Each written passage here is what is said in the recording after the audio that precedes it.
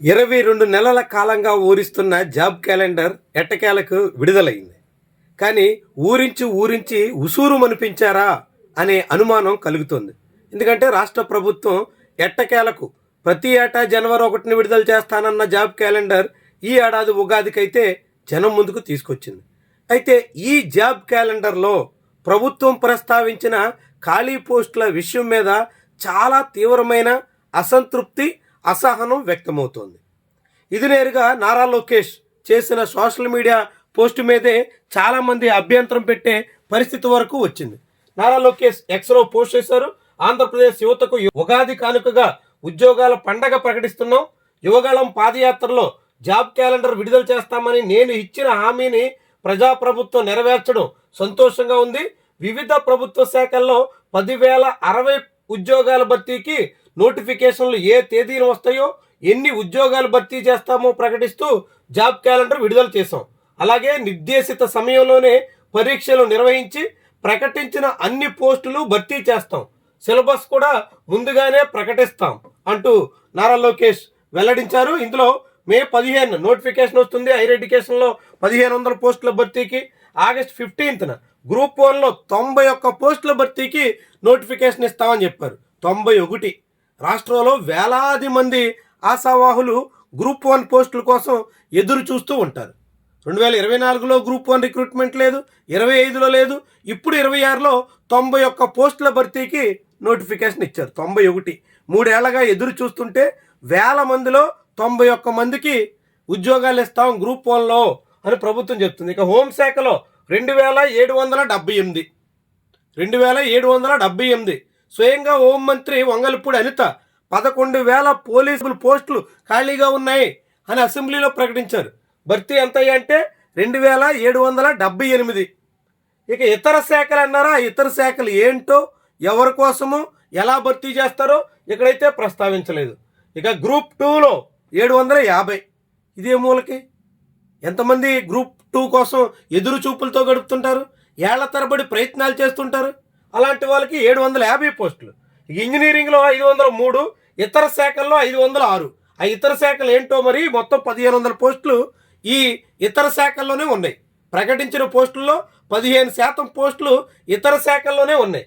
ఇక పాఠశాల ఇంటర్ విద్య 3,004, డిఎస్సి 3,400 పోస్టులతో రాబోతుందన్నట్టుగా ప్రకటించారు. నారా లోకేష్ చేసినటువంటి ఈ ప్రకటన మీద, ఈ జాబ్ క్యాలెండర్ మీద జనం ఏమనుకుంటున్నారన్నది కామెంట్స్ రూపంలో వాళ్ళ అభిప్రాయాలు తెలుసుకునే ప్రయత్నం చేద్దాం. సంవత్సరాల్లో అన్ని ఖాళీలను భర్తీ చేస్తారా లేదా, స్పష్టమైన టైం లైన్ ఇవ్వండి. పథకాలతో కాదు, ఉద్యోగాలతో యువత భవిష్యత్తు నిర్మించాలి. క్లారిటీ ఇవ్వండి, మేము దారి చూసుకుంటాం అంటూ చిరుపూరి దశరథ అనేటువంటి వ్యక్తి అడిగినట్టుగా.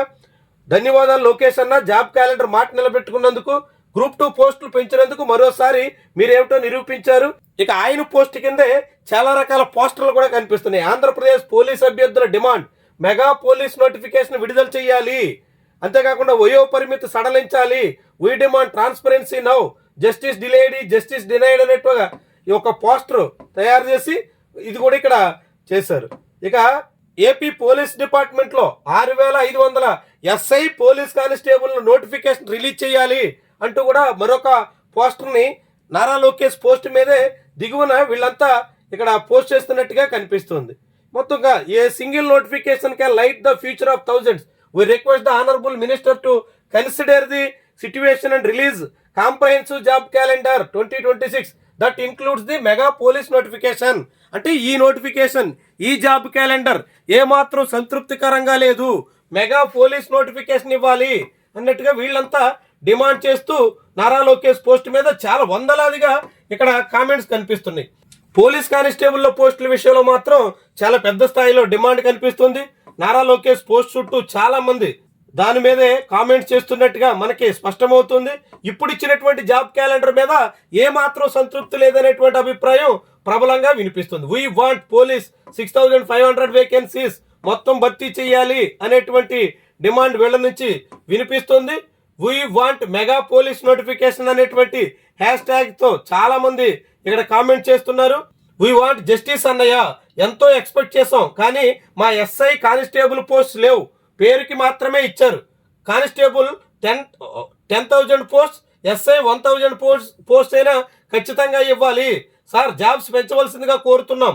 అలాగే ఆ ఇతర శాఖల వివరాలు కూడా అధికారికంగా ప్రకటించండి, లేకపోతే యూట్యూబ్ ఛానల్స్ వాళ్ళు ఇష్టం వచ్చినట్టు చెప్పేసి సొమ్ము చేసుకుంటున్నారు, ఇది నా మనవి అంటూ రోహిత్ జీ ఆయన చంద్రబాబు ప్రొఫైల్ పిక్తోనే ఉన్నారు. మీరు పోస్టులు పెంచకపోవడం వల్ల యూట్యూబ్ వాళ్ళు ఏదేదో చెప్తున్నారు, మీరు తక్షణమే పోస్టుల సంఖ్య పెంచండి, ఆ ఇతర శాఖలు అన్నారు అవేంటో తేల్చండి అని ఆయన అడుగుతున్నారు. అన్న దయచేసి మానవత్వంతో ఆలోచించి పోలీస్ పోస్ట్స్ పెంచండి అన్నా అంటూ ఇక్కడ అడుగుతున్నట్టుగా ఇక్కడ ఒక కామెంట్ మనం చూడొచ్చు. పోలీస్ కానిస్టేబుల్స్ చాలా నామమాత్రంగా ఇచ్చారు అన్నట్టుగా ఇక్కడ పోస్టులు. నారా లోకేష్ పోస్ట్ మీద చాలా పెద్ద స్థాయిలో ఇవే తీరిన పోస్ట్ కామెంట్లు కనిపిస్తున్నాయి. చాలా మంది వెయిట్ చేస్తుంటే మీరు ఇచ్చినటువంటి పోలీస్ కానిస్టేబుల్ నోటిఫికేషన్లో అంత నామమాత్రపు రిక్రూట్మెంట్ ద్వారా ఎవ్వరికీ న్యాయం జరగదు. కళ సాకారం కావాలంటే పూర్తిగా పోలీసులకి మెగా నోటిఫికేషన్ ఇవ్వాలి అనేటువంటి డిమాండ్ అయితే బలంగా వినిపిస్తుంది.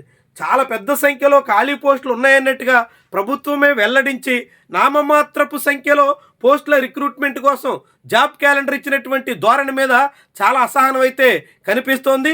చాలామంది అయితే నారా లోకేష్కి నేరుగా పోస్ట్ మీద కామెంట్లు పెట్టి డిమాండ్ చేస్తున్నారు.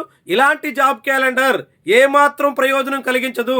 ఈ తీరున జాబ్స్ రిక్రూట్మెంట్ ఉంటే అవి ఎవరిని ఏమాత్రం ప్రయోజనం కలిగించే దిశలో లేవు అనేటువంటి వాదన అయితే చేస్తున్నారు. మరి ఇలాంటి ప్రజాభిప్రాయాన్ని చాలామంది నిరుద్యోగులు తమ వాయిస్ని వినిపిస్తున్నటువంటి తరుణంలో తమ గోడు వినాలని ప్రభుత్వానికి విన్నవిస్తున్నటువంటి నేపథ్యంలో ప్రభుత్వం పరిగణలో తీసుకుంటుందా?